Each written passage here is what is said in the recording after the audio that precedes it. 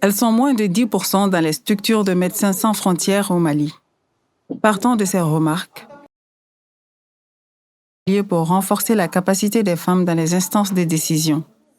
La session de 3 jours a pris fin ce jeudi 24 juillet 2025. Nous avons entendu des témoignages forts, des propositions courageuses et surtout une volonté partagée de faire évoluer nos pratiques pour construire un environnement plus équitable, plus respectueux, plus inclusif pour une transformation institutionnelle. Promouvoir l'égalité des genres, ce n'est pas une tâche de plus sur une liste. C'est un état d'esprit, une responsabilité collective, une condition indispensable pour que notre mouvement reste fidèle et ses valeurs d'immunité et de justice. Les participantes sont venues des sections de Médecins sans frontières MSF et des structures partenaires.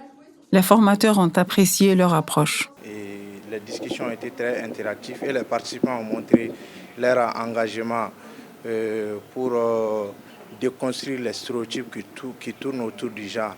Puisque l'objectif, c'est de rehausser la place et l'image des femmes dans les organisations et la promotion de leur carrière.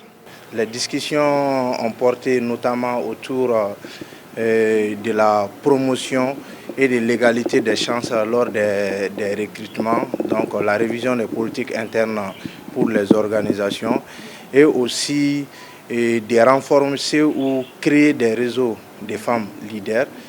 Cette participante de Tenenkou s'est dit satisfaite des connaissances acquises.